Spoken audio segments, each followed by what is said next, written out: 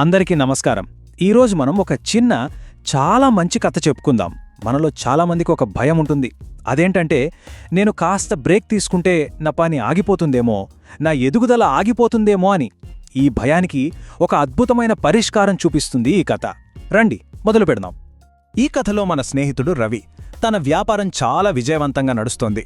అంత బాగుంది. కాని ఆ సంతోషం వెనుక తన మనసులో ఎక్కడో ఒక చిన్న బెంగ, ఒక పెద్ద ఆందోళన ఉండేదన్నమాట. అదేంటో తెలుసా? రవిని తెగ ఇబ్బంది పెట్టేస్తున్న ప్రశ్న ఇదిగోండి. అయ్యో, నేను ఒక నెల రోజులు హాయిగా సెలవు తీసుకుంటే ఏమవుతుంది? నా వ్యాపారం ఆగిపోతుందా? నా ఎదుగుదల ఆగిపోతుందా? అని పదే పదే తనలో తానే మదనపడేవాడు. అప్పుడే రవికి అసలు సమస్య ఏంటో అర్థమయ్యింది. తన సక్సెస్ అంతా తను లేదా తన టీం అక్కడ ఉండి పనిచేయడం మీద ఆధారపడి ఉంది, ఒక సిస్టమ్ మీద కాదు.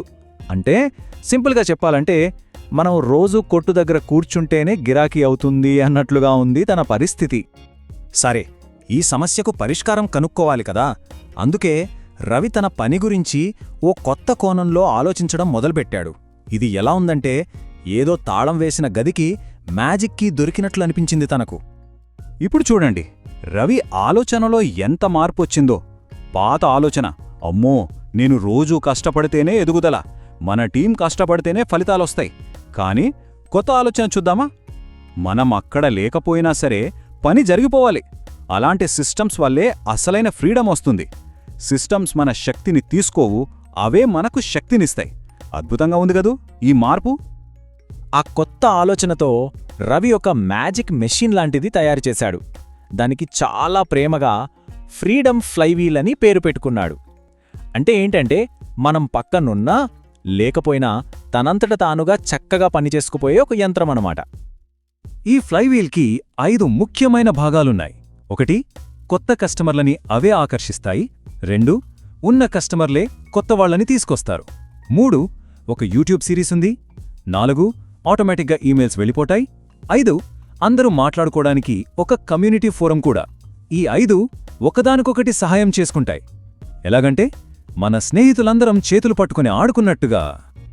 ఉదాహరణకు ఆ యూట్యూబ్ సిరీస్ గురించి ఆలోచిద్దాం. అది ఎలా ఉంటుందంటే, మనం మన పెరట్లో ఒక చిన్న మామిడి మొక్క నాటడం లాంటిది.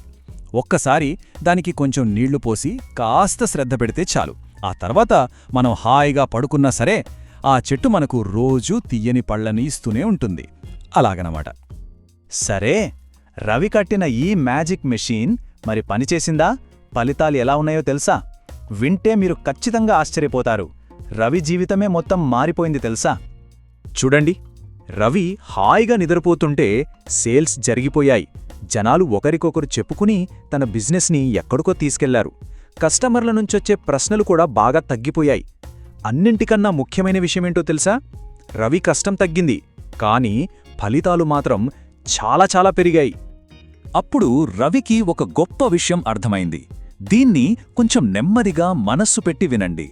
సంపద అనేది మనం ఎక్కువ పనిచేయడం వల్ల రాదు, మనం లేకపోయినా సరే మనకోసం పనిచేసే వ్యవస్థలను నిర్మించడం వల్లే వస్తుంది.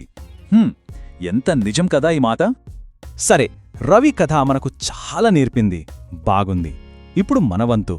ఈ కథ నుంచి మనం ఏం నేర్చుకోవచ్చు, మన జీవితంలో దీన్ని ఎలా ఉపయోగించుకోవచ్చో చూద్దామా? ఇక్కడ మనం గుర్తుంచుకోవాల్సిన అతి ముఖ్యమైన విషయమేంటంటే, కృషి చేయడం మంచిదే, అది మనల్ని ముందుకు తీసుకెళ్తుంది. కానీ ఒక సిస్టమ్ని నిర్మించడం అంటే మన పనికి రెక్కలు కట్టడం లాంటిది. అది తనంతట తానుగా ఎగిరిపోతుంది. ఇప్పుడు ఒక్క క్షణం మన గురించి మనం ఆలోచిద్దాం.